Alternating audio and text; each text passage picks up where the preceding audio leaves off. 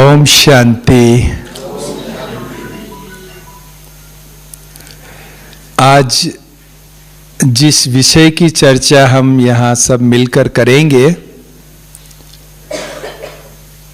उस विषय के बारे में सोचता हूँ तो मुझे कोविड के दिन याद आ जाते हैं। जैसे कोविड में क्या सोचते थे कि हमें नहीं हो जाए, हमें नहीं हो जाए, मतलब हर एक हो सकता है, हर एक को कोविड हो सकता था, या लगभग हर एक के घर में किसी एकाध को तो कोविड जरूर हुआ ही होगा।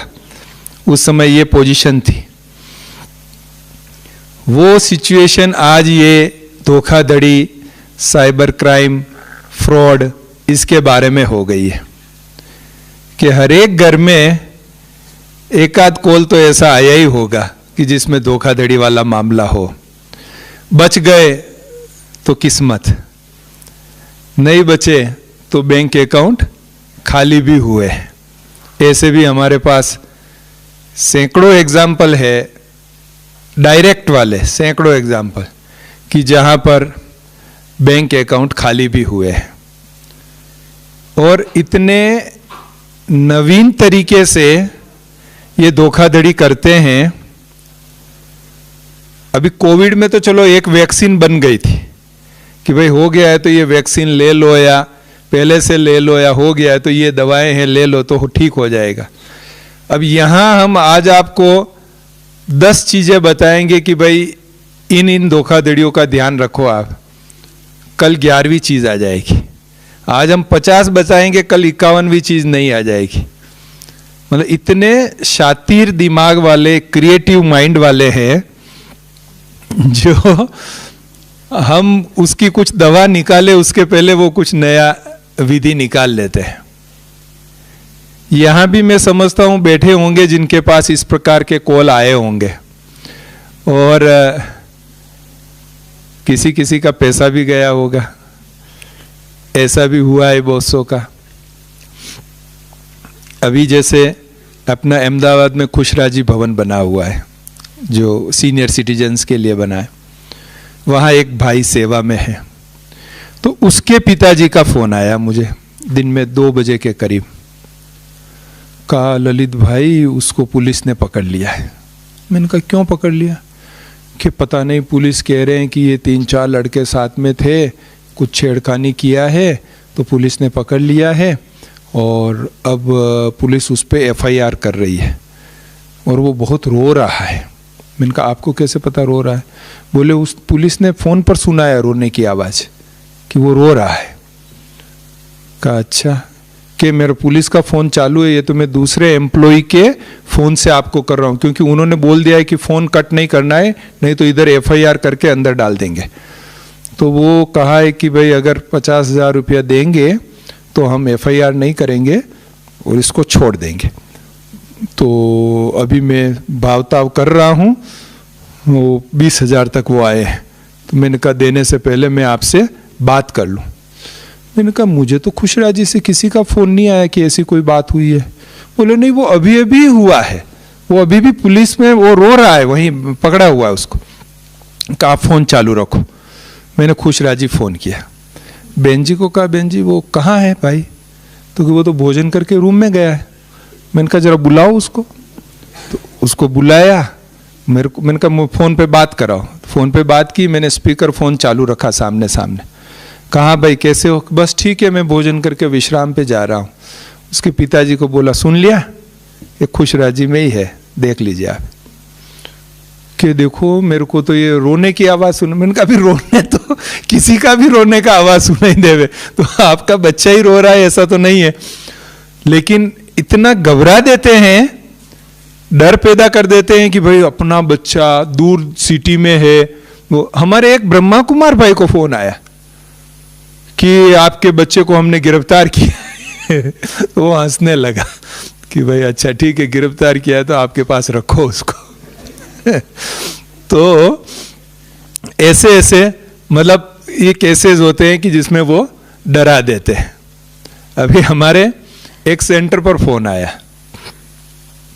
आया कि शाम को 6 से 7 बिजली बंद रहेगी। ये 4 बजे फोन आया कि शाम को 6 से 7 बिजली बंद रहेगी, मेंटेनेंस का काम चल रहा है। एकदम बहन जी घबरा गए, कहा नहीं भाई साहब, हमारा तो बहुत बड़ा पब्लिक प्रोग्राम है, हमने टेंट पर इतने लाख खर्च किए, डेकोरेशन, वो माइक साउंड वालों को इतना दिया, मेरे को हिसाब नहीं बताएगी, वो उसको सब हिसाब बता दिया फोन पर कि इतना उसको दिया, इतना हॉल वाले को दिया, इतना दिया, हमारा पब्लिक प्रोग्राम है। नहीं भाई साहब लाइट बंद नहीं करो। नहीं नहीं, हमारा तो मेंटेनेंस का दिन है ना, इसलिए मेंटेनेंस होगा तो लाइट बंद रहेगी। अब देखो घबराते हैं ना तो बुद्धि में निर्णय शक्ति कम हो जाती है। अब रात को कोई मेंटेनेंस कार्य पब्लिक थोड़ी होता है, मेंटेनेंस कार्य तो दिन में होता है, लेकिन अब घबरा गए तो वो सोचने की शक्ति, अरे मेरे प्रोग्राम का क्या होगा, बस वही एक बुद्धि में रहा। और वो इतना जल्दी जल्दी बोलते हैं कि नहीं अभी बंद रहे। भाई साहब कैसे भी करो, शिव बाबा का प्रोग्राम है, ये है वो है, आप कैसे भी करो। अच्छा ठीक है, हमारे साहब से बात करो। तो बड़े साहब को लाइन ट्रांसफर किया, फिर उसने वही कहानी शुरू की, तो कि आप जो हैं ऑनलाइन, अगर आपको ठीक है, अगर आपका प्रोग्राम है तो हम भी जानते हैं ब्रह्मा कुमारीज को, चलो हम आपको मदद करेंगे। ऐसा करते हैं कि आप एक ऑनलाइन मुझे कंप्लेंट बुक कर दो, ये लिंक है, इस पे जाके आप ऑनलाइन कंप्लेंट बुक करो। अब जैसे ही लिंक पे क्लिक किया और अकाउंट खाली। तो इस प्रकार से ये खेल करते हैं। मतलब कितने तरीके हैं डराने के। आजकल आपने नाम सुना होगा डिजिटल अरेस्ट, एक नया ही आया है डिजिटल अरेस्ट के नाम से। डिजिटल अरेस्ट में क्या करते हैं, फोन किया कि आपका आपका नाम ये है, हाँ ये नाम है, एड्रेस ये है, हाँ एड्रेस ये, फोन नंबर ये, हाँ फोन नंबर, मतलब आपको कंफर्म हो जाता है कि हाँ मेरे बारे में ही बात हो रही है, कोई अनजान नहीं है पर मेरे को जानते हैं और मेरे बारे में ही बात कर रहे हैं। इतना कंफर्म करने के बाद आपके यहाँ से एक पार्सल आया है, मलेशिया जा रहा है वो पार्सल। वो पार्सल हमने चेक किया है क्योंकि हमको शंका गई है, हम ईडी ऑफिस से बोल रहे हैं और हमको शंका गई है, हम चेक किया है तो उसमें से कुछ 15-20 सिम कार्ड निकले हैं और ये ड्रग्स निकली है, 2-4 ड्रग्स का नाम भी सुना देते हैं कि उसकी पुड़िया निकली है। तो आप पर तो अभी ये केस बन रहा है और इसमें तो जमानत भी नहीं मिलती है, इसमें तो आपको अंदर ही डालना है। एकदम से वो घबरा जाता है क्योंकि पहले तो ये मन में विश्वास बिठा दिया कि ये जानकार का ही फोन है, किसी का जिनके पास सारी डिटेल है उनकी, और उसके बाद ये कहना, फिर कहते हैं कि देखो अभी ये पुलिस स्टेशन में है, सारी चीज़ें चल रही है, हम आपको व्हाट्सएप में वीडियो कॉल कर रहे हैं, आप वीडियो कॉल पे आके आपका बयान दर्ज कराइए। वीडियो कॉल करते हैं, सामने पुलिस वाला बैठा है, ड्रेस पुलिस की है, बेज लगाया हुआ है, पीछे गांधी जी का फोटो लगा हुआ है और एकदम पुलिस स्टेशन का ही वीडियो। और फिर कहते हैं कि अभी आप डिजिटल अरेस्ट हो, अभी आप अपने कमरे में जाइए, किसी से भी बात नहीं कर सकते आप, न अपने रिलेटिव से बात कर सकते हैं, न फोन बंद कर सकते हैं। जैसे ही आपने फोन बंद किया या किसी को बुलाया तो हम तुरंत यहाँ पे FIR करके आपको नजदीक पुलिस स्टेशन वाले आपको गिरफ्तार कर लेंगे, तुरंत आके, या आपके बेटे को गिरफ्तार कर लेंगे, आपकी बेटी को गिरफ्तार कर लेंगे। तो वो और डर जाता है और उसके बाद वो चक्र चालू करते हैं। एक इंडस्ट्रियलिस्ट का 7.5 करोड़ रुपया गया डिजिटल अरेस्ट में। एक दिल्ली की महिला पढ़ी लिखी बहुत होशियार, 83 लाख रुपीज उसका गया डिजिटल अरेस्ट में। ऐसे तो लाखों रुपया गया है और पढ़े लिखों का गया है जो डिजिटल अरेस्ट होके गया है।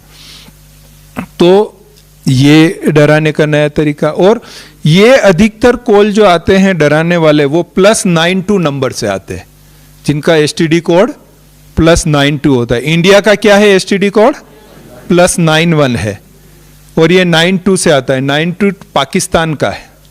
तो आप ये नहीं समझना कि कोई पाकिस्तान से बैठ के कॉल कर रहा है, सब इंडिया से ही कॉल हो रहा है। वॉइस ओवर होता है IP VoIP, उसके द्वारा वो कॉल करते हैं। और अधिकतर कॉल कहाँ से होते हैं, खेतों में से होते हैं। ये Rajasthan, Haryana, UP border, Mewat area, वहाँ के खेतों में, ताकि किस पुलिस वाले भी कंफ्यूज हो कि किसके एरिया में ये केस आ रहा है वो आपस में झगड़े कि नहीं ये हमारा केस नहीं, ये तुम्हारा केस है, ये हमारा केस नहीं, तुम्हारा केस। खेतों में बैठ के जाके ये कॉल करते हैं और पूरा गांव लगा हुआ है। जैसे आपके हॉस्पिटल में ये हड्डियों का डॉक्टर है, ये आंखों का डॉक्टर है, ये हार्ट का डॉक्टर है, ये इसका डॉक्टर है, ऐसे ये साइबर क्राइम में पूरा गांव है। राजस्थान पुलिस ने रेड डाली थी। क्यों रेड डाली? जब ये लोकसभा चुनाव थे तो मुख्यमंत्री जी सब जगह गए थे प्रचार प्रसार करने, अलग अलग स्टेट में। तो सभी मुख्यमंत्री जी को, राजस्थान के मुख्यमंत्री जी को सभी ने यही कहा, चाहे वहां के पॉलिटिशियन थे, चाहे अपोजिशन वाले थे, चाहे पुलिस थे, कि सर आपके वहां थोड़ा आप चेक कराओ। वो मेवात एरिया से 85% फ्रॉड वहां से हो रहे थे। 85% फ्रॉड, कि इतने फ्रॉड वहां से हो रहे हैं कि प्लीज आप कुछ चेक कराओ। वहां जहां गए, पश्चिम बंगाल में गए तो वहां, महाराष्ट्र में गए तो वहां, कर्नाटक में गए तो सब उसको यही सुना। उन्होंने आते ही टीम बनाया, आते ही टीम बनाई, टीम बनाते ही रेड डाली। उसका वीडियो भी आया, पूरा नेशनल चैनल्स में उसके वीडियो चले। तो उसको कहा कि अच्छा तुमने ये फ्रॉड, नहीं सर इसका एक्सपर्टाइज वो वाला है, नाम से कहते थे इसका एक्सपर्टाइज वो है, मैं इस प्रकार के फ्रॉड करता हूं, मैं इस प्रकार के फ्रॉड करता हूं। एक एक ने एक्सपर्टाइज की हुई है उसमें, मतलब इतने फ्रॉड हो रहे हैं।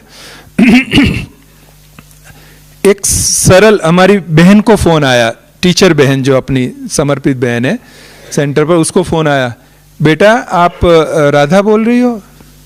ये नाम तो दूसरा ले रहा हूं अभी, बेटा करके। तो बोली कौन है ये अननोन नंबर से? कि हाँ बताइए। बेटा वो आप मुझे नहीं जानते हो, मैं आपके पिताजी का फास्ट फ्रेंड हूं और हम बचपन से ही साथ में रहे थे।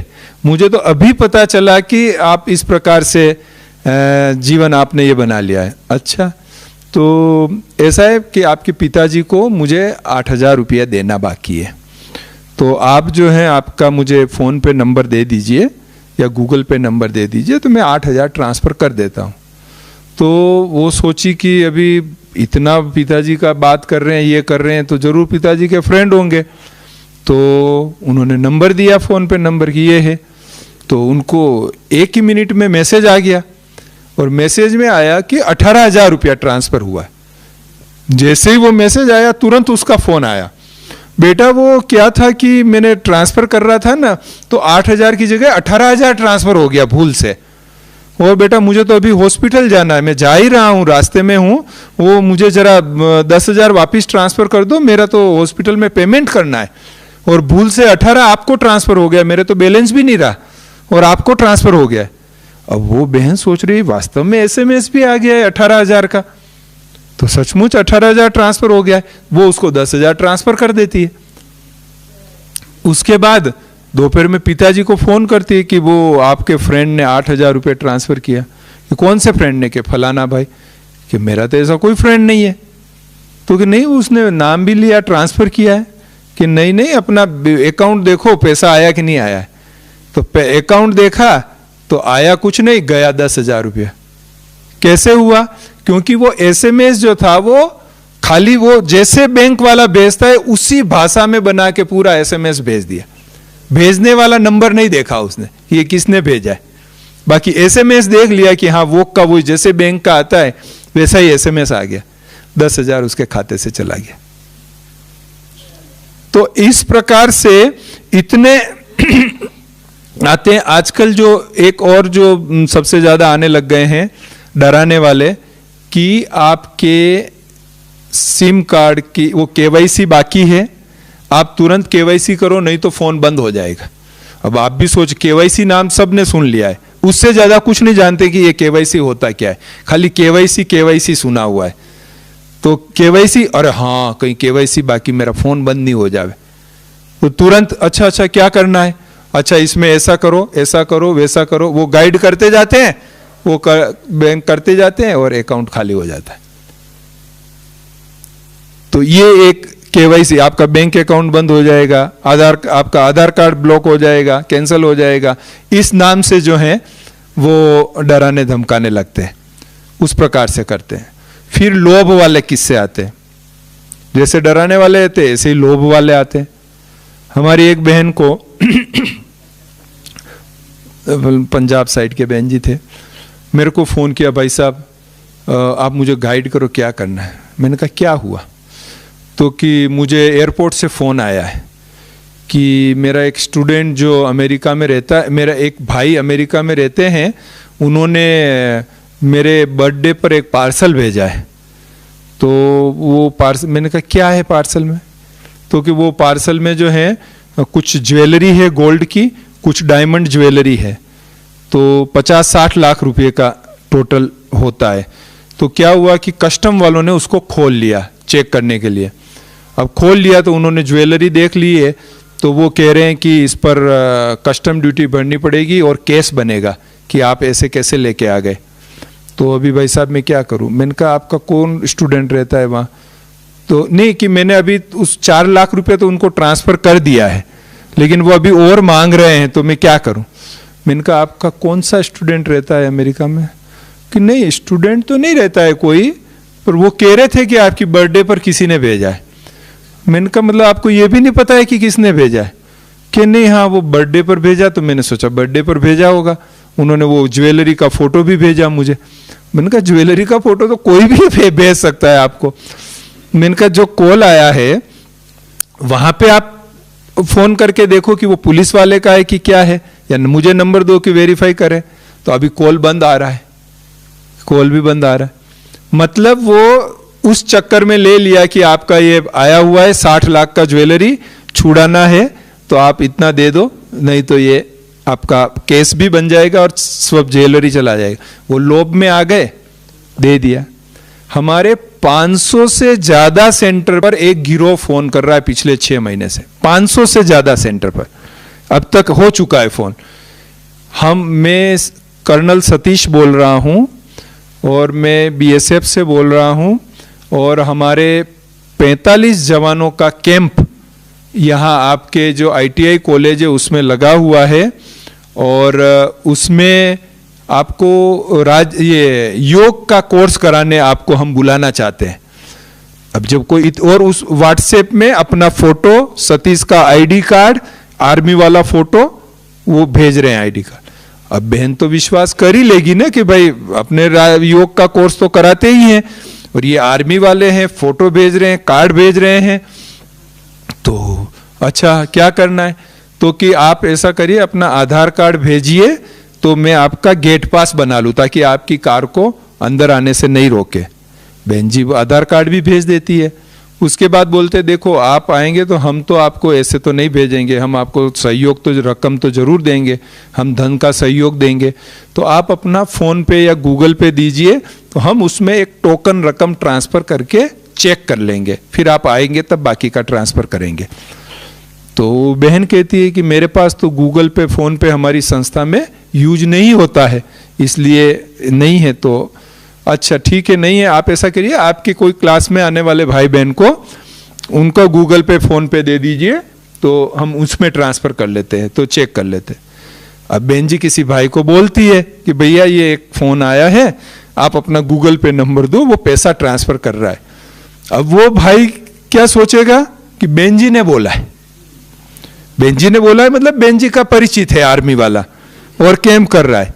तो वो जैसा वो व्यक्ति बोलता जाता है, वो स्टूडेंट उसी प्रकार से उसमें करता जाता है, और उसमें उसका पैसा खाली हो जाता है। 40,000 रुपया गया है लेटेस्ट में एक जगह से।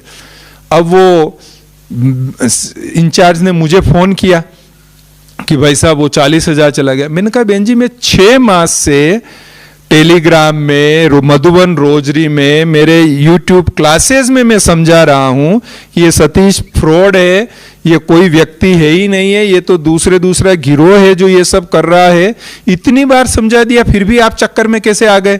कि हाँ वो मुझे ध्यान में नहीं रहा, मैंने सोचा नजदीक है तो जाके कोर्स करा लेंगे। मैंने कहा ठीक है, अभी जाओ आप और पुलिस में कंप्लेंट करो कि नहीं वो माता के अकाउंट से गया। माता कह रही मैं तो पुलिस में नहीं जाऊंगी, मैंने तो आपके कहने से कहा आप 40,000 मुझे दो, मैं पुलिस में नहीं जाऊंगी। अब वो पैसा मिले भी तो कैसे, वो कंप्लेंट ही नहीं करने को तैयार नहीं है। तो देखो कैसी फसावट होती है लोभ के कारण। एक बहन बैंक से 10,000 रुपया लेके निकली, निकल के पर्स रखा स्कूटी पे और स्टार्ट करने जा रही थी, एक भाई आया, बहन जी वो आपका 100 रुपये का नोट नीचे गिर गया। बहन जी ने नीचे देखा 100 का नोट पड़ा था। अब उसको पता है कि मेरा नहीं है, फिर भी उठाने गई, वो 10,000 का पर्स गायब हो गया। फ्रॉड के इतने तरीके हैं। एक भाई हमारा, ये मैं आपको इसमें से काफी घटनाएं जो हैं वो मैं सच मेरे डायरेक्ट कनेक्शन में हुई है वही बता रहा हूं। एक सेंटर पर एक बुजुर्ग भाई रहते हैं समर्पित, उनका फ्लैट खाली पड़ा है, तो उन्होंने न्यूज़पेपर में एड दिया है कि किराए पर देना है। फोन आया उनको कि भाई साहब आपको फ्लैट, मैं आर्मी से बोल रहा हूं सो एंड सो, और मेरा ट्रांसफर आपके इस शहर में हुआ है, 15 दिन बाद मैं आने वाला हूं, मुझे मकान चाहिए किराए का। तो हाँ हाँ मेरा मकान खाली पड़ा है। तो अच्छा कितने रूम है? इतने रूम है। कौन से फ्लोर पे? 3rd फ्लोर पे। लिफ्ट है? नहीं लिफ्ट नहीं। अच्छा जरूरत नहीं, मैं तो आर्मी का हूं, मुझे लिफ्ट की कोई जरूरत नहीं है। बस ठीक है कि आपका किराया कितना है? तो इतना 1000 किराया है। डिपॉजिट? इतना डिपॉजिट है। अच्छा ठीक है, मैं आ रहा हूं अभी, मैं आप किसी को देना नहीं, मैं अभी बुक कर लेता हूं और आपको डिपॉजिट और एडवांस किराया भी दे देता हूं, आप किसी को देना नहीं। अब ये कितनी सिंपल बात हुई है। सभी यही सोचते भाई किराए का मकान देना है, आर्मी वाला आ रहा है तो देना ही है। फिर उसको बातों में लेके उसका 4.25 लाख रुपया खाली कराया उसका। 4.25 लाख उसका गया। जब पैसा खत्म हो गया फिर बंद हो गया, फोन भी और सब कुछ बंद हो गया, ये सब हो गया। तो इस प्रकार से ये लोभ के द्वारा जो है, अभी आपको बताऊं और एक नया तरीका आया। अभी 8 दिन पहले की बात, एक बहन को पुरानी कोई चीज बेचनी थी अपनी, जैसे कोई खरीदी काम में नहीं आ रही थी, टीवी है, फ्रिज है, एसी, कूलर, पंखा कुछ भी है, बेचना है। तो OLX एक वेबसाइट है, वो OLX वेबसाइट पे पुरानी चीजें सब लोग बेचने के लिए उस पे रखते हैं, वाहन भी रखते हैं, चीजें भी रखते हैं। तो उसने अपनी एक चीज बेचनी थी तो उस पे OLX पर रखी। 5 मिनट में फोन आ गया। जैसे ही OLX पर रखी और 5 ही मिनट में फोन आ गया कि आपको ये चीज बेचनी है। तो हाँ बेचनी है। तो ठीक है, आप, मैंने फोटो देख लिया, आप उसका एक बार वीडियो बता दो मुझे। वो बहन उसको वीडियो बता रही है चारों तरफ से। हाँ ठीक है, मुझे पसंद है। कितना रुपया? इतना रुपया। कोई भाव था नहीं, इतना रुपया। अच्छा ठीक है, दीजिए आप अपना फोन पे नंबर दीजिए, मैं ट्रांसफर करता हूं। ट्रांसफर किया तो कि भाई मैं पहले 100 रुपया ट्रांसफर करके चेक करता हूं। तो 100 ट्रांसफर किया तो उस बहन का ही पैसा कट गया। बोले ये तो मेरा पैसा कट गया। अच्छा भूल से आपने ये बटन दबाया। ऐसा नहीं, ऐसा करो मैं दूसरी लिंक भेजता हूं। ऐसे करके 36,000 रुपया उससे खाली करा लिया पुरानी चीज बेचने के चक्कर में। तो दूसरा, व्हाट्सएप में कई बहनों भाइयों के साथ ये जो फ्रॉड हुआ है, उसमें व्हाट्सएप वीडियो कॉल करते हैं। अननोन नंबर से वीडियो कॉल आता है, ध्यान नहीं रहता है और उठा लेते हैं अचानक से। वो उठाने वाला बटन दब जाता है, ग्रीन वाला, तो वीडियो रिकॉर्डिंग शुरू हो जाती है। अब जिस भी पोजीशन में हो वीडियो रिकॉर्डिंग शुरू हो गई। 2 सेकंड, 5 सेकंड, 10 सेकंड, 20 सेकंड का वीडियो, जब तक बंद करो तब तक 2-5 सेकंड तो हो ही जाता है, 10 सेकंड वो वीडियो रिकॉर्डिंग कर लेते। फिर उसको वो थोड़ा AI के द्वारा आगे पीछे करते हैं, अश्लील फोटो लगा देते हैं उसमें, पूरा वीडियो अश्लील बना देते और फिर ब्लैकमेल चालू कर देते कि आप ये करो नहीं तो ये हो जाएगा, नहीं तो हम वायरल कर देंगे, ये कर देंगे। हमारी एक समर्पित बहन जी को भी किया था उसने इसी प्रकार से। 6 लाख रुपए मांगे कि 6 लाख दो नहीं तो ये करेंगे। आखिर वो बहुत परेशान हो गए। फिर मुझे उनके सब जोन इंचार्ज के द्वारा मुझे फ़ोन किया कि ललित भाई ऐसी बात है, और उस बहन को बहुत पढ़ी लिखी बहन, तो अब उसको ये परेशान कर रहे हैं और कह रहे हैं कि आपके हेड ऑफिस में भेज देंगे, सोशल मीडिया में डाल देंगे, ये कर देंगे। मैंने कहा उसको बोलो कि तू डाल दे, और उसको बोलो हम पुलिस में जा रहे हैं। और उसने दोस्ती कैसे की कि मैं फॉरेन में रहता हूँ, इंग्लिश में बोल के, और मुझे कोर्स करना है, आप मेडिटेशन सीखना है, आप मेडिटेशन सिखाओ। तो बहन ने फ़ोन पर उसको ऑनलाइन मेडिटेशन सिखाया। ऐसे करके उसने जो है पहचान बनाई मेडिटेशन के द्वारा, और अचानक एक दिन वीडियो कॉल चालू कर दिया और वो फोटो ले लिया। आखिर हमने पुलिस में सामने से ही कंप्लेंट करा ली, वो बात वहीं पूरी हो गई, लेकिन कई लोग उसी चक्कर में जो हैं वो पैसा दे देते हैं, तो वो भी कई कुछ होता है।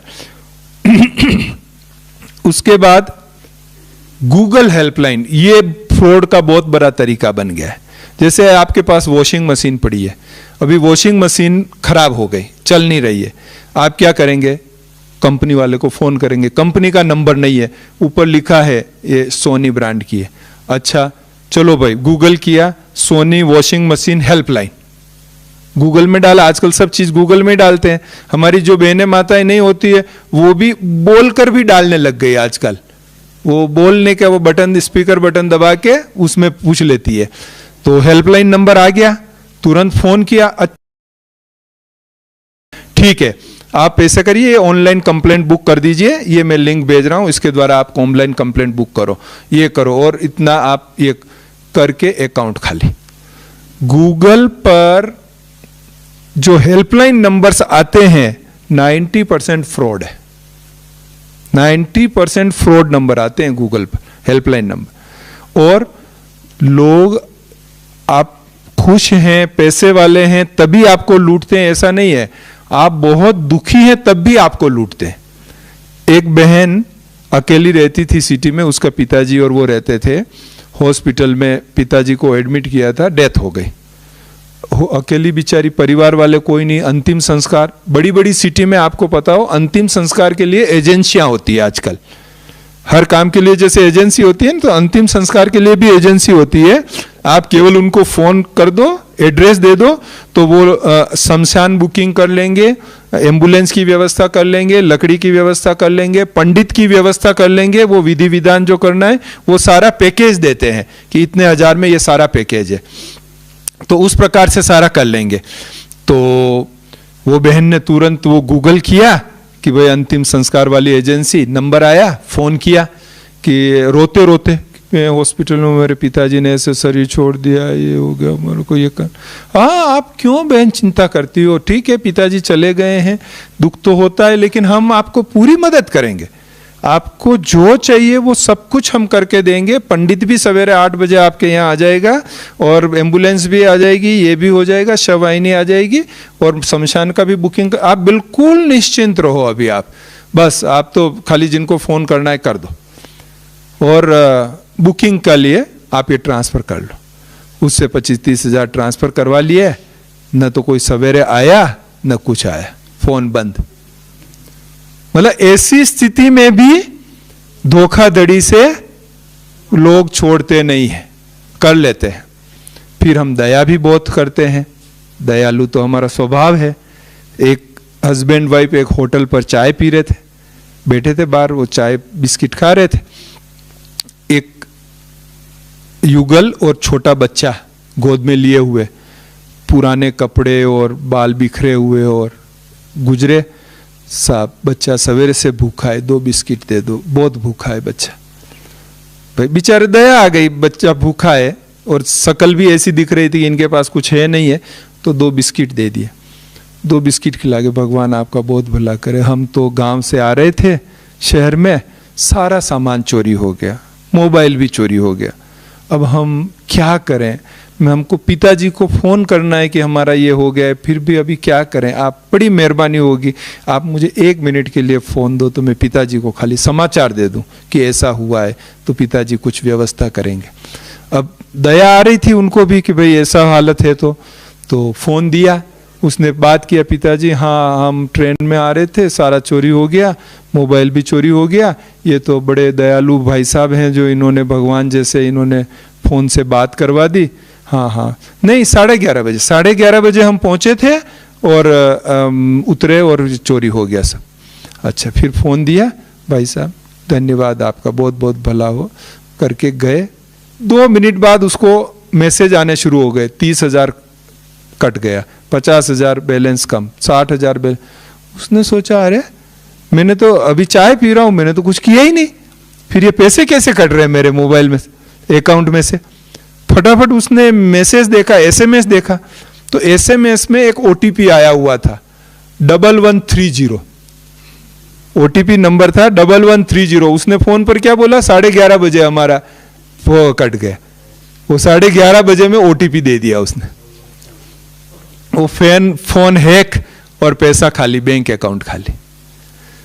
ऐसे कितने ही किस्से हैं कि जिसमें चोरियां, ये धोखाधड़ी हो रही है। पर अब हम करें क्या? कुछ तो करना पड़ेगा, सावधान रहना पड़ेगा। वो क्या? क्योंकि ये तो मैं आपको 50 और सुना दूं, कल 51वीं और नहीं आ जाएगी, तो उसको तो कोई अंत ही नहीं है कि कितने वायरस बन रहे हैं, ये उसका कोई अंत नहीं है। अभी हमको वैक्सीन ही जो है कोई अंत नहीं। वो क्या करते हैं, हमारा हमको मजबूर करके हमारे बैंक अकाउंट से पैसा ले लेते हैं, हमारे बैंक अकाउंट का कंट्रोल उनके हाथ में लेके वो डायरेक्ट पैसा निकाल लेते हैं। हमारे डेबिट कार्ड, क्रेडिट कार्ड के नंबर और CVV नंबर जानकर उसमें से वो पैसा निकाल लेते हैं। हमारे ATM कार्ड का नंबर लेके उसमें से पैसा निकाल लेते हैं। मतलब ये कई तरीके हैं जिसके द्वारा ये होता है। अब हम बचे कैसे इससे, वो मेन चीज है। ये हमको याद रखना है कि बचे कैसे, क्योंकि तरीके कई है जो हम याद नहीं रख सकते, लेकिन बचे कैसे वो याद रखेंगे तो हम सचमुच में बच सकते हैं। और इसमें बाबा की शिक्षाएं बहुत काम करती है। भगवान ने जो हमें कुछ ऐसी बेसिक बातें बताई है, उन बेसिक बातों को हम अगर पकड़ के रखेंगे तो ये धोखाधड़ी से बचने की पूरी पूरी संभावना है। क्या है? पहली बात है, लोभ में नहीं आना है। लोभ एक विकार है और लोभ में नहीं आना है। कौन सा लोभ? आपको लॉटरी लग गई है, आपका फ्री गिफ्ट आया है, आपका पार्सल आया है, आपको हम फ्री में दे रहे हैं, कंसेशन में दे रहे हैं, ये लोभ की बातें आएगी, बहुत लोभ की बातें आएगी। लेकिन एक पक्का सिद्धांत आप याद रखें कि आज के समय में 100 रुपया भी कोई किसी को फ्री नहीं देता है। 100 रुपया भी कोई फ्री नहीं देता है। इस सिद्धांत को याद रखें। वो बहन 100 रुपया लेने गई तो 10,000 का पर्स खो दिया। तो 100 रुपया भी कोई फ्री नहीं देता है, तो 1,000 लाख। मेरे पास तो हर वीक में करोड़ों का ऑफर आता है, हर वीक 100 करोड़ 200 करोड़ कि भाई साहब ये इतना, भाई साहब इतनी धीरे से बात करते, भाई साहब वो देना चाहते हैं ये 100 करोड़ 200 करोड़, ये सब रिट्रीट सेंटर का प्लान कर लेते हैं, ये कर लेते हैं, सब उतने में। तो बड़ा मुश्किल से समझाना पड़ता है कि बहन जी ये फ्रॉड है। और इतना मुझे ध्यान रख के, क्योंकि बहन जी को हार्ट अटैक नहीं आ जाए मना करते हुए, वो ध्यान रखना पड़ता है कि 100 करोड़ के लिए मना करूंगा तो बहन जी को कहीं हार्ट अटैक नहीं आ जाए। तो इतना उनको समझा के करना पड़ता है। फिर भी नहीं मानते हैं। नहीं भाई साहब एक बार तो बात कर लो, इतना ही पेपर भेजना। तो फिर मैं ये समझाता हूं, अच्छा बहन जी, सबसे पहले जैसे ही वो मुझे कहती है ना, भाई साहब अपने पास वो 35 AC वाला सर्टिफिकेट है क्या, मैं समझ जाता हूं कि ये चक्कर चालू हो गया। मैं कहता हूं बहन जी आपके पास कोई बैठा है? हाँ। 100 करोड़ से ज्यादा ही दे रहा है? आपको कैसे पता? मेरे को पता है सबके, वो 100 से ज्यादा ही दे रहा है। हाँ भाई साहब वो 300 करोड़ की बात कर रहा है, उसको टोली दो और विदा करो। हाँ क्या कह रहे? टोली दो, 300 करोड़ दे रहा? मैंने कहा मैं कह रहा हूं आप टोली दे के विदा। भाई साहब एक बार तो बात कर लो आप, 300 को मैं मधुबन दे दूंगी पैसा सारा, पर आप एक बार तो। इतना बहुत समझाने के बाद भी नहीं मानती है, तो मैं इतना ही कहता हूं, अच्छा आप उसको ये बोलो कि 1 लाख रुपया का चेक दे देवे, केवल 1 लाख। 300 करोड़ के सामने 1 लाख क्या है, चना ममरा जितना ही है। इनका 1 लाख का चेक ले लो आप, फिर मैं सब पेपर दे दूंगा, जो चाहिएगा सब दे दूंगा। उनको बोलो कि 1 लाख का खाली टेस्ट के लिए ट्रांसफर कर देवे, ये चेक दे देवे 1 लाख, फिर मैं सब दे दूंगा। जैसे ही वो बहन जी बोलती है कि भाई साहब आप ऐसा करो, आपके लिए 1 लाख तो कोई बड़ी बात नहीं है ना, आप 1 लाख का चेक दे दो, फिर हमारे भाई साहब सारे पेपर आपको दे देंगे। वो कहता अच्छा बहन जी, है मैं आता हूं, फिर लेके आता। वो गया सो गया, उसके बाद वो कभी नहीं आता है। तो ऐसे जो है ना लोभ वाले, इंडिविजुअल लेवल पर भी, इंस्टीट्यूशन लेवल पर भी, हर जगह जो है वो बहुत प्रकार से, तो हमको लोभ करना ही नहीं है। ये याद रखे कि कोई चीज हमको फ्री मिलने वाली नहीं है। तो लोभ नहीं, भगवान के अलावा कोई फ्री नहीं देता है, तो लोभ हमको नहीं करना है, पहली बात। दूसरा एक विकार है डर, हमको डरना नहीं है, किसी भी हालत में नहीं डरना है। चाहे वो कहे कि सिम कार्ड कैंसिल हो जाएगा, आधार कार्ड कैंसिल हो जाएगा, बैंक अकाउंट बंद हो जाएगा, गिरफ्तार हो जाएंगे, बच्चे को गिरफ्तार कर लेंगे, फलाना ठीकड़ा, हाँ भाई तू कर ले जो करना है। और वो इतना जल्दी जल्दी बोलेंगे, ये इसकी निशानी है, वो आपको जल्दी जल्दी बोल रहे हैं, इसका मतलब भी आप समझ लेना कि इसमें कोई न कोई धोखाधड़ी है। इतना वो जल्दी जल्दी बोल के डराएंगे पूरा, तो किसी आपने गलत काम किया ही नहीं है, फिर क्यों डरने का। तो ये एक मन में बहुत पक्का रखना पड़ेगा कि मुझे किसी भी हालत में डरना नहीं है, किसी भी हालत, क्योंकि जैसे ही डरेंगे हमारी निर्णय शक्ति कमजोर हो जाएगी और हम उसके कंट्रोल में आ जाएंगे, वो जैसा कहेंगे वैसा हम करने लग जाएंगे। तो ये हमको ध्यान में रखना है कि हमको डरना नहीं है। उसके बाद दया नहीं करनी है अनजान व्यक्ति पर। जैसे उस व्यक्ति ने दया की तो उसके अकाउंट से चला गया, तो करुणा और रहम जो है वो बाबा दूसरे सेंस में कहता है, लेकिन इस प्रकार की दया हमको नहीं करनी है अनजान व्यक्ति पर। और अनजान व्यक्ति से किसी भी प्रकार का कम्युनिकेशन, संदेश व्यवहार हो सके तब तक नहीं करना है। कोविड में क्या करते थे, हम किसी से मिलते थे क्या, अपने परिचित से नजदीक भी नहीं जाते थे, अनजान की तो बात छोड़ो, परिचित के नजदीक भी नहीं जाते थे, ये हालत हो गई थी। अभी भी साइबर क्राइम का इतना फैल चुका है कि कब कौन किस लपेटे में आ जाएगा पता नहीं है। इसलिए अनजान व्यक्ति से हो सके तब तक तो संदेश व्यवहार ही नहीं करना है। मेरे मोबाइल में वो सेटिंग है कि कोई भी फोन करेगा, वो अगर मेरे मोबाइल में सेव नहीं है वो नंबर, तो वो ब्लॉक हो जाएगा ऑटोमेटिक, रिंग भी नहीं बजेगी, वो ब्लॉक ही आएगा, नंबर आता ही नहीं है। फिर मैं ट्रू कॉलर में जाऊंगा आराम से, जब मुझे टाइम मिलेगा मैं देखूंगा ये किसका है, क्या है, किसी सेंटर का नाम से है, क्या है, उसके बाद मैं सामने से फोन करूंगा। स्पैम होगा तो छोड़ दूंगा।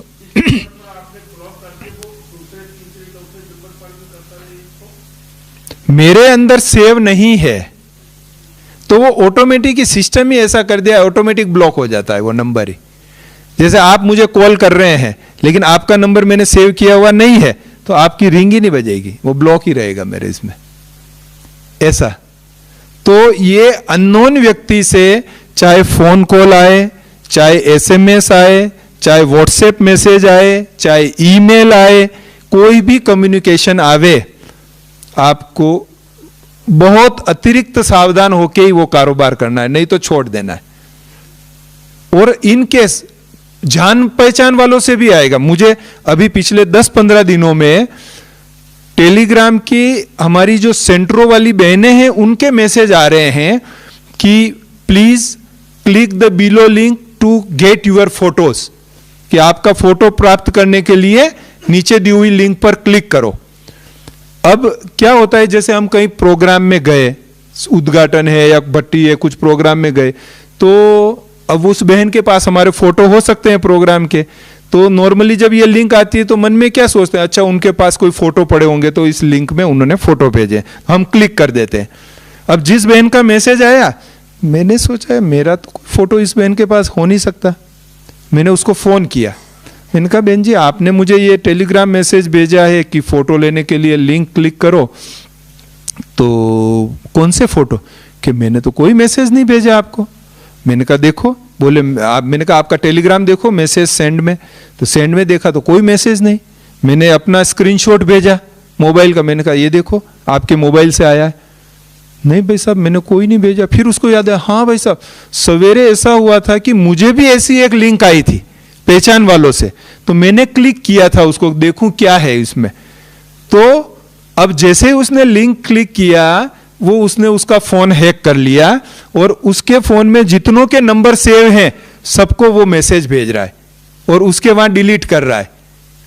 तो मिलने वाले के यहां मैसेज दिख रहा है, उसके फोन में डिलीट है, कुछ नहीं दिख रहा है और फोन हैक करता जा रहा है। तो हमने बहनों को बकायदा लेटर लिख के सब बहनों को गाइड किया कि ऐसी कोई भी लिंक आवे आप उसको प्लीज नहीं करना। तो पहचान वाले से आवे तो भी कंफर्म करने का, अभी तो आर्टिफिशियल इंटेलिजेंस इतना पावरफुल हो गया है कि आपको फोन आएगा और ललित भाई की आवाज सुनाई देगी कि भाई जी मैं यहां फंस गया हूं, जरा इतना जल्दी से ट्रांसफर करो किसी दूसरे नंबर, जो आपके पास ललित भाई का सेव नंबर है उससे नहीं, दूसरे नंबर से कि मेरा फोन गुम हो गया है, मैं फंस गया हूं और प्लीज मुझे 10,000 अर्जेंट ट्रांसफर करो। आप सोचेंगे अरे ललित भाई का फोन है तो मैं कर देता हूं, फंस गए हैं, तो आप ट्रांसफर कर देते। क्या करना है, आपके पास जो ललित भाई का नंबर सेव किया हुआ है आप वो फोन कट करो और उस नंबर पर आप फोन करो ललित भाई के नंबर पर, तब आपको पता लगेगा कि ललित भाई तो कुछ है ही नहीं, कुछ नहीं हुआ उनको। हमारे आनंद दादाजी को आप जानते हैं, जो अपने पहले ऑडिटर थे दादाजी, अभी 3-4 साल हुआ शरीर छोड़ा। उनको उनके एक परिचित डॉक्टर है बॉम्बे में, वो दादा यहाँ मधुबन में थे, और उनको वो डॉक्टर का ईमेल आया, डॉक्टर के ईमेल आईडी से ही, क्योंकि वो उनका ऑडिट करते थे तो उनका ईमेल आईडी तो उनके पास था ही सेव किया हुआ। उससे आया कि मैं सिंगापुर एयरपोर्ट पर फंस गया हूं और 1,40,000 मुझे अर्जेंट भेजो, नहीं तो ये लोग मुझे जेल में डाल रहे, मैं कभी निकल नहीं सकूंगा सिंगापुर जेल से, मुझे अर्जेंट भेजो। उन्होंने सोचा अरे ये तो अपना अच्छा डॉक्टर है, इतना बड़ा डॉक्टर है, फंस गया बेचारा। तुरंत ऑनलाइन ट्रांसफर कर दिया 1,40,000, वो जो ईमेल में बैंक डिटेल दिया हुआ था उसमें ट्रांसफर कर दिया। बात पूरी हो गई। 10 दिन बाद उन्होंने फोन किया वो डॉक्टर को, अभी ठीक हो आप, आ गए ठीक से? डॉक्टर बोले ठीक हो, आ गए ठीक से। मैं तो कहाँ गया था तो आ गए। बोले आप सिंगापुर गए थे ना? मैं तो कोई सिंगापुर नहीं गया। अरे आपने ईमेल भेजा ना, आप सिंगापुर एयरपोर्ट पे फंस गए थे। और भाई मैं सिंगापुर ही नहीं गया तो फंस कहाँ से गया? ये देखो आपका ईमेल एड्रेस से मुझे ईमेल आया है और मैंने तो 1,40,000 आपको ट्रांसफर किया है। उन्होंने कहा देखो मेरा ईमेल किसी ने हैक कर लिया था तो उसने सबको ईमेल भेजे हैं, तो आपको भेजा है मुझे पता नहीं कि आपको भी ईमेल भेज दिया उसने। तो मतलब परिचित से भी ऐसी कोई बात हो तो अपने सोर्स से उसको कंफर्म करने का, मतलब और ये हकीकत है, और नहीं करोगे तो कभी न कभी फंस जाओगे। इतना फ्रॉड का जाल बिछ चुका है कि कब फंस जाएंगे वो पता ही नहीं है। तो इन सब चीजों को हमको ध्यान देना पड़ेगा। और एक और बेसिक अंडरस्टैंडिंग की बात है कि कोई आपको ये कहता है कि हम आपको पैसा ट्रांसफर करना चाहते हैं, 2,000, 5,000, 10,000 ऐसी ऑफर करता है कि हम आपके गूगल पे में, फोन पे में पैसा ट्रांसफर करना चाहते हैं, आप मुझे फलाना नंबर बताइए या फलानी चीज बताइए। इसका मतलब भी फ्रॉड है। जिसको पैसा ट्रांसफर करना है उसको कोई चीज देने की जरूरत ही नहीं है, उसको किसी चीज की जरूरत ही नहीं है, ना ओटीपी चाहिए उसको, ना पिन चाहिए, ना कुछ चाहिए। वो मांग रहा है, इसका मतलब भी फ्रॉड है, क्योंकि पैसा ट्रांसफर करने के लिए कुछ भी नहीं चाहिए। नंबर तो आपका है ही है उसके पास, तब तो उसने मैसेज दिया या फोन किया है, बस उसी पे पैसा ट्रांसफर हो जाता है। तो ये आप ध्यान में रखें कि कोई आपसे डिटेल मांग रहा है, इसका मतलब दाल में कुछ काला है, तो वो आपको नहीं देना है। और अपना फोन किसी को नहीं देना है यूज करने को। ये एक बहुत इंपॉर्टेंट बात है कि अपना फोन किसी को यूज करने नहीं देना है। अगर आपने किसी को भी फोन यूज करने को दिया, वो एक छोटा सा अंदर मालवेयर डाल देगा या कुछ अंदर सॉफ्टवेयर डाल देगा, तो आपका फोन का मिरर इमेज उसके पास हो जाएगा। आप जिसको मैसेज करेंगे उसको दिखाई देगा, आप जिसको फोन करेंगे उसको सुनाई देगा, आप जो रिकॉर्डिंग करेंगे उसको वहां सब सुनाई देगा। इसलिए अपना फोन किसी को भी यूज करने के लिए नहीं देना चाहिए। दूसरा, अपना सेविंग अकाउंट में कम बैलेंस रखना चाहिए, एफडी खाते एफडी बना देनी चाहिए, क्योंकि ये जो फ्रॉड में पैसा जाता है ना, ये सेविंग अकाउंट से जाता है। एफडी बनी हुई होगी तो पैसा जाने की संभावना कम रहेगी। जब तक कि आप बैंक में जाके एफडी तुड़वा के ये नहीं करेंगे तब तक वो पैसा नहीं जाएगा, लेकिन सेविंग में से तुरंत ही चला जाएगा। तो सेविंग में ज्यादा पैसा नहीं रखें, एफडी बना लें, एफडी का ये पैसा करें। और किसी भी प्रकार से संदेह हो तो अपना कोई जानकार व्यक्ति है जो इस मामले में आप समझते हैं कि भाई हाँ उसको अच्छी जानकारी है, तो उससे बात करें। हर किसी से आप बात करेंगे तो और आपको मिसगाइड कर देंगे, तो और आप जो है वो फंस जाएंगे। और ये गूगल में कभी भी हेल्पलाइन नंबर ढूंढे नहीं, ये याद रखे। गूगल में कोई भी हेल्पलाइन नंबर वगैरह वगैरह ढूंढ के काम नहीं करे। अभी तो कितनी वेबसाइट है जो सस्ती चीजें बेच रही है, वो सस्ती चीजें बेचने के चक्कर में बहुत सा पैसा लूट लेती है। आपकी बैंक डिटेल, ऑनलाइन सारी डिटेल उसमें ले लेती है और फिर वो फ्रॉड कर लेती है आपके साथ। तो वो सस्ती चीजें जो बहुत अच्छी वेबसाइट, अमेजोन है, फ्लिपकार्ट है, स्नैपडील है, ऐसी जो बहुत वेल नोन है, उसी पर जाकर ये खरीदी करनी है ऑनलाइन, बाकियों पर नहीं करें, नहीं तो धोखाधड़ी होने की पूरी संभावना रहती है। और अपने बैंक अकाउंट का मोबाइल नंबर आप चेक करते रहें। आपके बैंक अकाउंट में मोबाइल नंबर सेव किया हुआ होता है, कोई भी नंबर आप रजिस्टर करते हैं। फ्रॉड वाले उस बैंक, इवन बैंक के एम्प्लॉइज ही वो नंबर चेंज कर देते हैं और आपको मैसेज भी नहीं आने बंद हो जाएंगे। आप सोचेंगे चलो कोई बात नहीं मैसेज आ रहे हैं तो, लेकिन वो बैंक अकाउंट खाली कर देगा क्योंकि ओटीपी उसके मैसेज पर जाने लग जाएगा।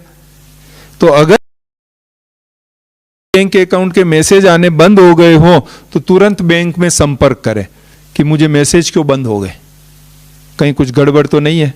और अपने बैंक अकाउंट में महीने 2 महीने में एक छोटा मोटा ट्रांजैक्शन अवश्य करें, कुछ जमा करे या निकाले तो एसएमएस आ रहे हैं कि नहीं आपको पता चले, नहीं तो वो भी कोई खाली कर लेगा, पता नहीं चलेगा। आजकल एक और नया प्रॉब्लम हो गया, आजकल सिम कार्ड किसी को लेना होता है तो बहुत से लोग वो लारी लेके या ऐसा गल्ला लेके बैठते हैं, फ्री सिम कार्ड देते हैं, फ्री सिम कार्ड ले लो। आप सोचते हैं फ्री सिम कार्ड ले लो, एयरटेल जियो किसी का भी फ्री सिम कार्ड ले लेते हैं।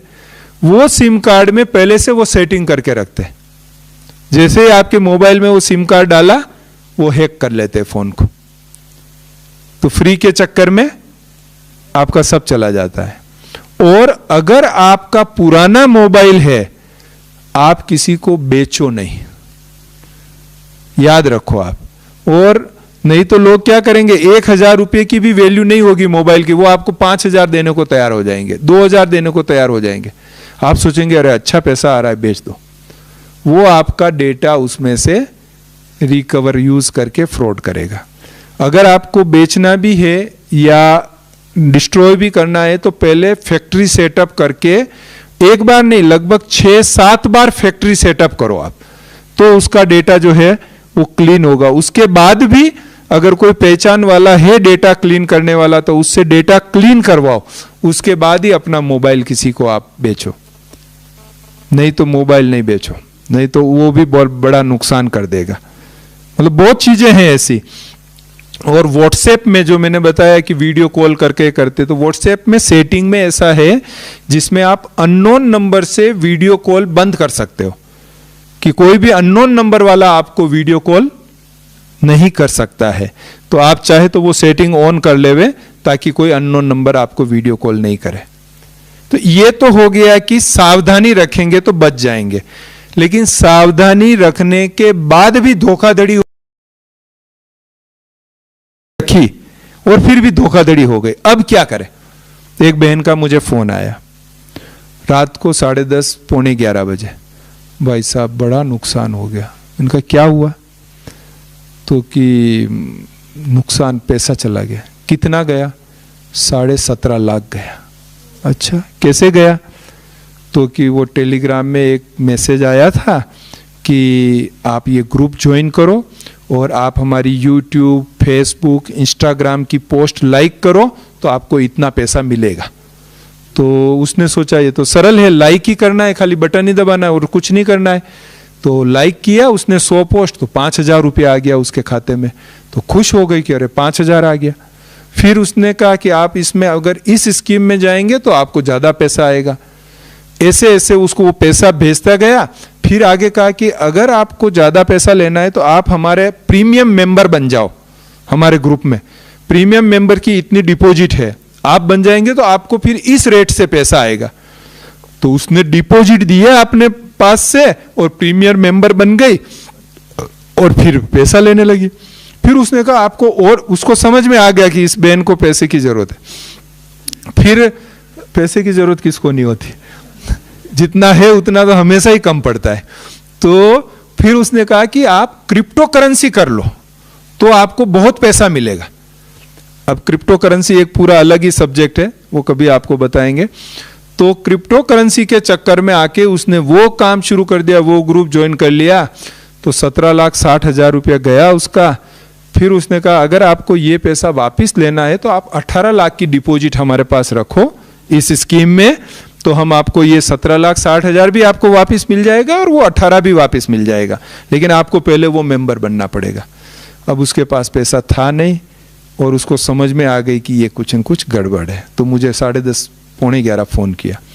मैंने कहा बहन ऐसे कि मेरे भाई के भी पैसे थे, मेरे भी थे, सब खाली कर दिया मैंने कहा आप लास्ट कब हुआ? तो कि अभी 3 घंटे पहले ही 4 लाख ट्रांसफ़र किए।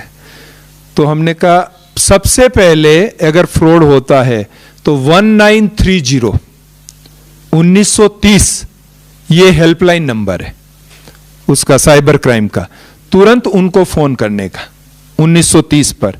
तो वो ऑनलाइन आपकी जो भी फ्रॉड होगा तो वो लेंगे। कई बार तो वो बिजी आता है, फिर भी सरकार की ओर से वो नंबर दिया हुआ है 1930, उस पर करने का। दूसरा, एक साइबर क्राइम का पोर्टल है, उस पे ऑनलाइन जाके जो है वो बुक करना पड़ता है। मैं अवतार भाई जी को, सुशील भाई जी को ये भेज दूंगा, तो उसमें वो लिंक दी हुई है, तो उस पर जाकर ऑनलाइन में बुक करने का, अपनी कंप्लेंट जो है रजिस्टर करने की। और ये जितना जल्दी हो सके उतना करे, क्योंकि 24 घंटा निकल गया उसके बाद मिलने की संभावना ऑलमोस्ट खत्म हो जाती है। 24 घंटे के अंदर भी करो तो 2-3% मिलने की संभावना होती है। वो आप लक्की नंबर आपका आएगा कि नहीं 2-3% में, वो किस्मत जाने, लेकिन 2-3% ही कोई संभावना होती है कि वो बहन को मैंने रात को 2 बजे तक फोन पर गाइड करके ये सारे वो करवाए, ऑनलाइन कंप्लेंट बुक करवाई। फिर एक national payment corporation of India NPCI, अगर फोन पे, गूगल पे, ऐसे UPI से अगर पैसा जाता है तो फिर इसमें आप NPCI में आप रजिस्टर करेंगे तो वो पैसा देने की बहुत पॉसिबिलिटी रहती है कि वो पैसा वापस दिलाएगा। अब वो बहन को जब किया ना तो सब जगह कंप्लेंट बुक करा ली। फिर थोड़े दिन बाद मैं उनको पूछा कि भाई क्या हुआ, कुछ कंप्लेंट बुक किया? हाँ भाई साहब वो कोर्ट ऑर्डर आ गया है और 90% पैसा वापस मिल जाएगा। मैं भी बहुत खुश हो गया कि चलो मेहनत की तो 90% तो वापस मिल जाएगा, 10% चलो समझे कि सीखने की कॉस्ट हमने फीस चुकाई, बाकी तो मिल जाएगा। फिर थोड़े दिन बाद फोन किया कि क्या हुआ, पैसा आया? तो भाई साहब 50,000 रुपये आया अभी तक। तो मैंने कहा क्यों? कि वो कह रहे हैं कि उस व्यक्ति ने बॉसों के साथ फ्रॉड किया था, तो जब उसकी कंप्लेंट हुई तो उसका बैंक अकाउंट सीज किया, उसमें जो पैसा था तो जो पहले जिसने कंप्लेंट बुक कराई उसको पहला पैसा दे रहे हैं। तो ऐसा करके जब मेरा नंबर आया तब तक 50,000 बचा था उसके खाते में, तो ये 50,000 रुपये मेरे अकाउंट में आया। तो फिर हमने और भी उसको पुलिस कंप्लेंट भी किया, वो सब किया। तो एनीवे पैसा आने की संभावना कम ही होती है, फिर भी हमको कंप्लेंट जरूर बुक करनी चाहिए। उसके बाद आपका बैंक अकाउंट वो फ्रीज करवा दीजिए उसी समय जब धोखाधड़ी हुई है। Bank account, debit card, credit card वो तुरंत आप फ्रीज करवा देवे, ATM कार्ड, ताकि और भी धोखाधड़ी ज़्यादा नहीं हो। कंप्लेंट करानी जरूरी है ताकि कुछ भी मिलने की संभावना है तो उससे मिल सके। और व्हाट्सएप में वो सेटिंग्स होता है कि जिससे आप अननोन पर्सन के वीडियो कॉल को ब्लॉक कर सकते हो, तो वो सेटअप अपना करके रखें ताकि कोई भी अननोन नंबर से आपको वीडियो कॉल नहीं कर सके, तो वो पूरा बंद कर लो। और सलाह लें तो किसी परिचित व्यक्ति से आप सलाह लें, अननोन व्यक्ति से ऐसे ही आप सलाह नहीं लें। हाँ, एक जो बहुत इंपॉर्टेंट बात है कि आपके मोबाइल में जो इंटरनेट की सुविधा है, चाहे वाईफाई के द्वारा चाहे मोबाइल डेटा के द्वारा, वो आप बंद रखें। जब मैसेज चेक करना हो तभी उसको चालू करें, नहीं तो अगर इंटरनेट सदा उसमें चालू रहेगा तो हैक होने की, कॉपी होने की वो संभावनाएं बहुत बढ़ जाएगी। इसलिए अपना मोबाइल डेटा या वाईफाई बंद रखें। जब आपको कोई मैसेज भेजना है, देखना है, उस समय आप चालू करें, उसके अलावा आप चालू नहीं करें। तो मेरी तो बहुत शुभ भावना, शुभकामना है कि आप सभी सदा इस धोखाधड़ी से बचे रहें, सदा सेफ रहें। किसी का कोई प्रश्न है तो आप पूछ सकते हैं। हाँ जी। हाँ, वो किसी की ऐसी आवाज में जो है, और वो आपके फोन से पता कर लेंगे कि आप किस किस को फोन करते हो, कौन आपके फ्रेंड है या रिलेटिव है, वो उसी को जाके पकड़ेंगे। वही भाई बोल रहे हैं। हाँ जी, वो फोन नहीं लेना है। ये सस्पेक्टेड स्पैम 1 दिसंबर से कंपलसरी हो गया है। भारत, जब ये इतनी शिकायतें बढ़ गई तो भारत सरकार ने सभी टेलीकॉम कंपनीज को कंपलसरी कर दिया है कि आप जितने भी ये सस्पेक्टेड स्कैम वाले जो होते हैं, स्पैम वाले फोन होते हैं, आप अब सबको बताएंगे, और नहीं है तो अपना सर्विस बंद कर दो, आप फोन ही बंद कर दो। अभी मेहनत करके वो सब नंबर निकाल रही हैं, और जो जो नंबर स्पैम वाले लगते हैं वो बताते हैं। तो ऐसे सस्पेक्टेड स्पैम वाले का नंबर आपको उठाना ही नहीं है, सीधा ब्लॉक ही कर देना है। ये सुविधा अभी 1 दिसंबर से ही शुरू हुई है जी। आपको बताया, अगर हम इंटरनेट पर हैं तो हमारी डिटेल समझो आप दुनिया के पास है, सारी चीजें। उसके अलावा आप अपना आधार कार्ड भी देते हो, बैंक अकाउंट खुलाने के लिए देते हो, सिम कार्ड करने के लिए देते हो। आपका हर डेटा बिक्री होता है, हर डेटा बिक्री होता है। 5,000 10,000 रुपए में 2-5 लाख रुपए डेटा, 2-5 लाख डेटा मिल जाता है, और उसी डेटा के आधार पर वो काम। तो ये थोड़ा रहता है यहां पर। खाली बैंक नहीं, कहीं से भी जाती है वो information. Thank you very much. अवतार भाई जी ने खास याद किया तो सबसे मिलने का सौभाग्य मिल गया। बहुत बहुत थैंक्स। फिर भी इस बारे में किसी को कभी कुछ पूछना हो, जानना हो, या ऐसी कोई बात हो रही हो और आपको कुछ क्लेरिफिकेशन लेना हो तो आप मुझे कर सकते हैं, लेकिन ब्लॉक हो जाएगा आपका, अननोन से आएगा, इसलिए आपको पहले मैसेज करना पड़ेगा मुझे मेरे नंबर पर, बाकी फ़ोन नहीं कर सकेंगे। फिर भी लिख लीजिए नंबर 88 49 4848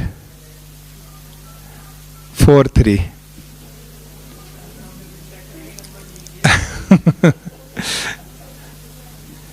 ओके, ओम शांति। Thank you.